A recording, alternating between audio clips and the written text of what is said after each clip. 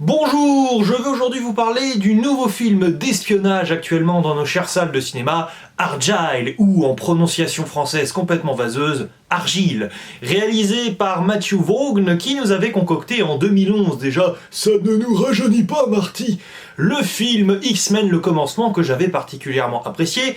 D'ailleurs, à un moment donné dans le film, on voit des couloirs gris qui ne sont pas sans rappeler les couloirs souterrains justement, sous le manoir des X-Men, mais on arrêtera là pour la digression.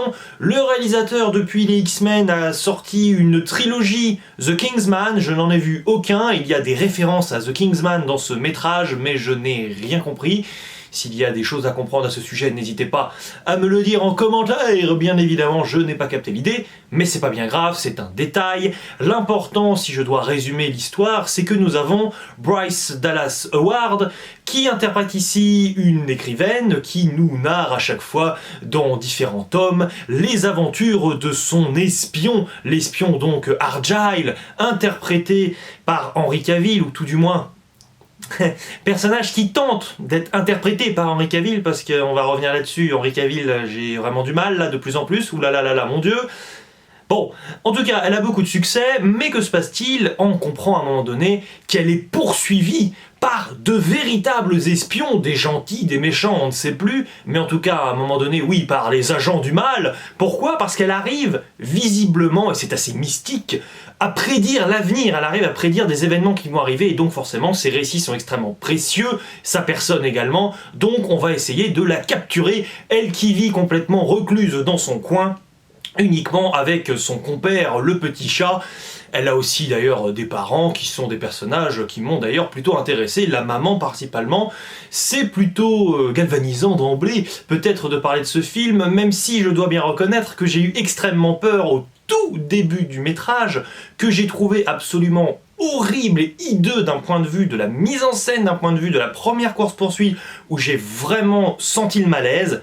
Mais ensuite, c'est plutôt justifié par ce qui va ici mêler la réalité et la fiction, donc j'ai plutôt accepté l'idée, et globalement j'ai également senti, et je commence par là, qu'il y a beaucoup de scènes d'action et de course-poursuite dans ce film, mais qu'elles montent vraiment en puissance, c'est-à-dire qu'on nous refourgue au début vraiment les scènes qui pour moi manquent complètement d'inspiration, et qui sont assez bourrins, et ça me plaît pas vraiment trop ce type d'action, jusqu'à en arriver à la fin du film, où là il y a une sorte d'apothéose d'action, alors peut-être des scènes d'action qui par moments sont un petit peu trop longues et répétitives, mais qui d'un point de vue de la mise en scène et des mouvements, de caméra, on peut même aussi un peu s'inspirer et penser à d'autres films, mais vraiment on sent qu'il y a une intention derrière, même thématique, avec quand même mine de rien un film qui ne manque pas de cœur. Alors ça peut paraître un peu niais par moment, mais vraiment il y a des idées en termes de colorimétrie, de moments un petit peu féeriques en fin de métrage lors des scènes d'action, et j'avoue que moi j'ai été complètement pris, complètement porté, à tel point que ça rehausse et que ça donne aussi une sorte de consistance et de légitimité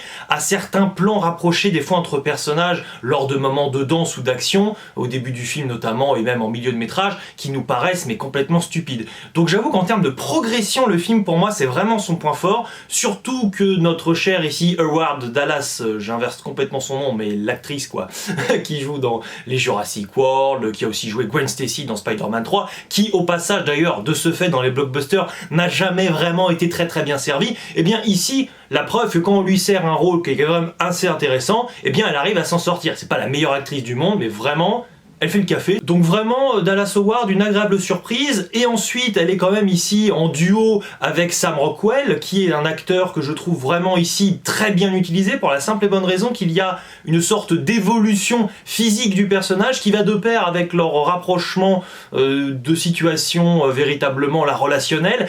Et c'est assez intelligent aussi parce que ce rapprochement relationnel peut nous sembler un peu précipité, peut nous sembler également un peu patriarcal par moments, et on frôle par moments vraiment des moments un peu de pouffement de rire en train de se dire mais le film est un petit peu daté là quand même, on est en 2024 les gars, mais tout est un peu à un moment donné justifié par le scénario qui ne manque pas de rebondissements dans tous les sens, et c'est vrai que d'un point de vue des twists c'est vraiment ça. Moi je trouve que le film est extrêmement convaincant et c'est un film qui est extrêmement rafraîchissant, c'est-à-dire que dans les films d'espionnage récents que nous avons pu avoir, je pense à Mission Impossible l'année dernière par exemple, mais je n'ai jamais eu un tel sentiment comme ça d'être surpris par le scénario de cette manière-là, avec une telle intelligence. Donc franchement, c'est un mérite que j'ai envie d'accorder au film.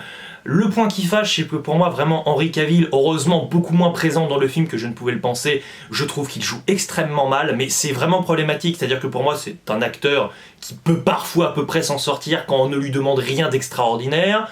Il avait curieusement bien pu jouer Sherlock Holmes dans les films Enola Holmes, mais alors là c'est compliqué, parce qu'on a envie de créer un rapprochement avec Superman à plein de moments du métrage, et le type semble tellement pas du tout en train de jouer qu'on a l'impression qu'on devrait rire en même temps que lui de son inaptitude à jouer. C'est extrêmement particulier. Donc moi j'ai beaucoup de mal, en plus il est hyper mal coiffé, donc t'as l'impression vraiment, enfin il est bien coiffé, mais il est coiffé d'une manière complètement ridicule. Donc, on a vraiment l'impression qu'on est là pour se fiche de lui constamment. Petite précision d'ailleurs, c'est vraiment pas pour rien que je prononce n'importe comment le nom de son personnage. Il y a un côté entre Dallas Howard et justement Henry Cavill, un peu film d'auteur où il est question de vision, et moi je me suis dit mais ça paraît un peu compliqué parce que là comment on va pouvoir justifier un tel bazar autrement que par un côté un peu psychédélique, mais justement plus film d'auteur que la blockbuster vraiment de divertissement, même s'il faut pas opposer les genres bêtement non plus, mais il y a un petit peu ce sentiment étrange, mais tout encore une fois est bien agencé par la suite, donc moi j'ai vraiment apprécié.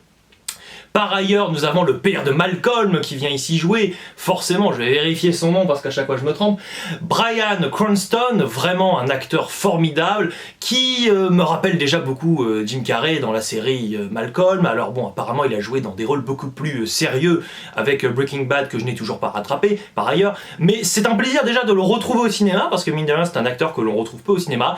Il s'éclate, il est vraiment génial. Il joue ici le grand méchant du film, mon Dieu. Par ailleurs, le bras droit de Cranston, que l'on voit principalement en fin de film, est particulièrement génial parce que c'est un personnage qui est extrêmement sadique et le film n'hésite pas à répéter vraiment mais ces clichés presque de sadisme mais jusqu'à la fin du film, et moi j'ai trouvé que c'était vraiment complètement assumé, que c'était vraiment très appréciable.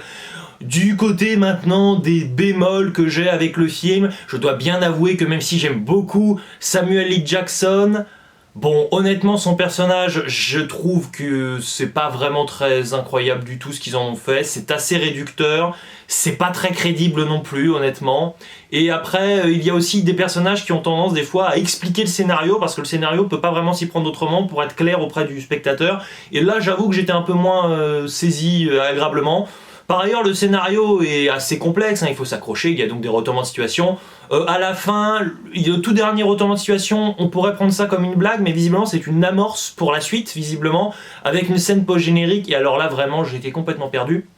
Dernier point, il y a un retournement de situation que je ne vais pas spoiler, mais qui m'a rappelé énormément celui de Spider-Man Homecoming, dans lequel Peter Parker, Spider-Man donc, veut sortir au bal avec une certaine Liz, et on comprend alors, lorsqu'il va chez Liz pour l'emmener au bal, quand il ouvre la porte, que se passe-t-il? Il tombe nez à nez avec son ennemi juré, le vautour, qui est en réalité, spoiler, on apprend cela alors, le père de Liz. Et là on se dit, bon sang, notre héros et son ennemi juré, c'est peut-être tout simplement une relation familiale en cours, peut-être que oui, le vautour va devenir le beau-frère de Spider-Man, ça complique tout. Le beau-père, andouille, je me rattrape au montage, heureusement. Vive le montage! Et là, à un moment donné, dans le film, il y a eu vraiment ce même effet-là avec deux personnages. J'ai trouvé l'idée géniale, surtout que, contrairement ici à Spider-Man, où Peter Parker, Spider-Man, a conscience finalement d'avoir face à lui son ennemi juré, et bien là, ce n'est pas le cas de notre personnage dans le film, justement, avec Argyle, où le personnage vraiment gentil n'a pas conscience finalement d'être en relation extrêmement rapprochée avec le ou la méchante du film, pour ne pas spoiler. Et ça c'était très fort, seulement moi je pense qu'il fallait exploiter l'idée mais beaucoup plus longtemps. L'idée pour moi, c'est ce que je me suis dit en voyant le film, je me suis dit waouh, une idée géniale, mais alors il faut l'exploiter au moins 10 minutes. Elle est exploitée 30 secondes, dommage. Mais encore une fois c'est pas mal, et en dernier bémol, il y a un petit ventre mou au tout début de l'action, vers 30-40 minutes de film, mais ensuite c'est vraiment extrêmement divertissant, donc c'est un film que je vous recommande vraiment chaudement. N'hésitez pas à me dire dans les commentaires si vous avez apprécié ce film. Moi c'est un film que j'ai trouvé beaucoup plus intelligent qu'il en avait l'air, et j'ai passé un vrai bon moment, donc je ne boude absolument pas mon plaisir. Bien au contraire, il ne me reste plus qu'à vous dire ciao, et à la prochaine!